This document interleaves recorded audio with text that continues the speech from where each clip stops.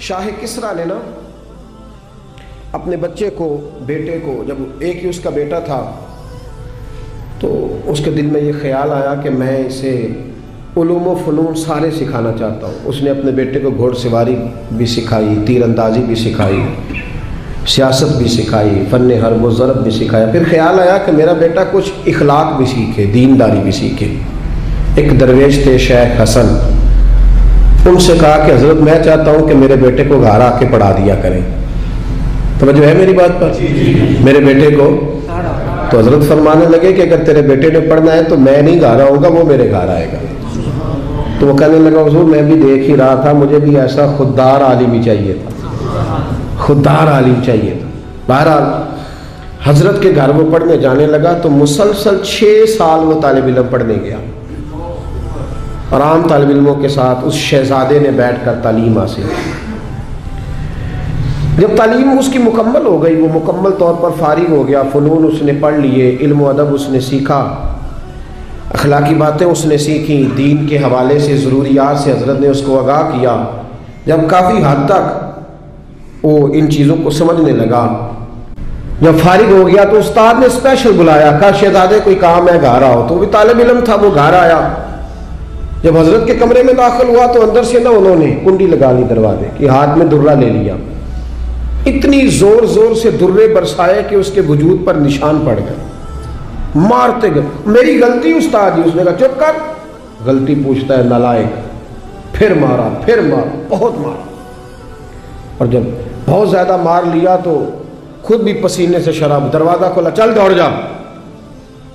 شہزادہ تھا نا، باہر کھڑا ہو کے کہنے لگا حضور آپ ظلم کر رہے ہیں، مجھے بتائیں تو صحیح میری غلطی کیا ہے؟ غلطی بتا کے مارے تو ٹھیک ہوا، پر میں تجھے غلطی بتاؤں گا، چل نکل جا۔ اس نے گھر جا کے اپنے ابا سے کہا، بادشاہ سلامت سے، کہ استاد جی نے ناجائز مارا ہے۔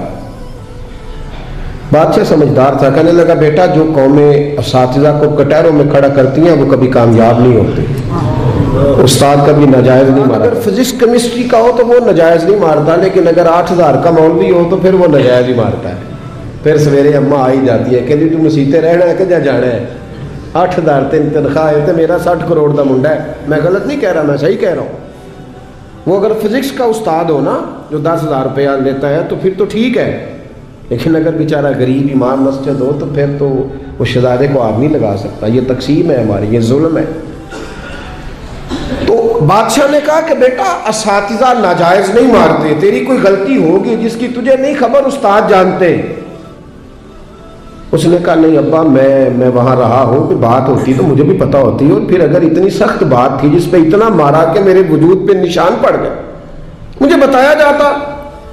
اس نے کہا بہرحال میں تیرے استاد کو کٹہرے میں کھڑا نہیں کر سکتا، وہ تیرا استاد ہے۔ بڑے لوگ ایسی باتیں کرتے تھے۔ اب اس نے اپنی اماں سے کہا کہ اماں میرے دل سے بات نہیں جاتی، میرے ساتھ ظلم ہوا ہے، استاد نے قصداً مارا ہے، بلا وجہ مارا ہے، تعلیم سے فارغ ہونے کے بعد مارا ہے، سمجھ نہیں آتی۔ تو اماں کہنے لگی بیٹا تیرے ابا نے نہ کر دیا تو اب ہاں کون کرائے گا؟ اور بادشاہ سلامت ہے، سخت مزاج آدمی ہے، میرا بیٹا تو صبر ہی کر۔ بچے نے صبر تو کر لیا پر اندر سے بات گئی نہیں، ظلم ہوا تھا نا۔ 30-35 سال بیت گئے، اس کے باپ کا انتقال ہوا تو وہ بادشاہ بن گیا۔ شیخ حسن بوڑھے ہو گئے تھے، یہ بھویں سفید ہو کے جھک گئی تھی، دونوں ہاتھوں سے لاٹھی پکڑتے تھے پھر بھی مشکل سے چلتے تھے۔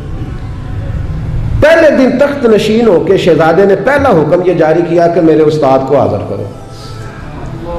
3-4 سپاہی بھیجے کو بابے کو پکڑ کے لاؤ جیسے بھی آ سکتا ہے۔ لے آئے، حضرت کو لا کے تب صاحب نے کھڑا کیا تو کہا استاد جی ناراض نہ ہونا، بوڑھے ہیں کمزور ہیں شک کوئی نہیں، پر میں کیا کروں، آج بھی دردیں اسی طرح میری تازی ہے، سوچتا ہوں تو پھر مجھے اسی طرح جلن محسوس ہوتی ہے، بتاؤ کیوں مارا تھا؟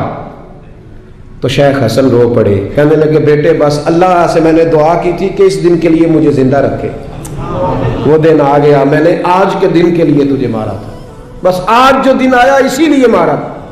کہا حضور کیا مطلب؟ اب فرمانے لگے کتنی دیر ہو گئی تجھے مار پڑے ہوئے؟ کہا 35 سال۔ آج کیوں بلایا ہے؟ بھولا تو نہیں نا 35 سالوں میں؟ کہا حضور نہیں بھولا، تو آج کیوں بلایا؟ کہا میں آج صاحب اختیار ہوا ہوں تو بلا لیا۔ تو آپ فرمانے لگے بیٹے مجھے پتا تھا ایک دن تو بادشاہ بنے گا، اس لیے تجھے مارا تھا، नाजायज़ ना किसी के साथ जुल्म करना। अगर तुझे 35 साल नहीं ना भूला तो जिसके साथ तू जुल्म करेगा उसे भी क़यामत तक नहीं भूलेगा। और फरमाया आज तू बाइख्तियार हुआ है तो तूने मुझे कटहरे में बुला लिया है, क़यामत के दिन अल्लाह सारे मजलूमों को बाइख्तियार कर देगा। सारे मजलूम बाइख्तियार होंगे और सारे जालिम कटहरों में खड़े होंगे।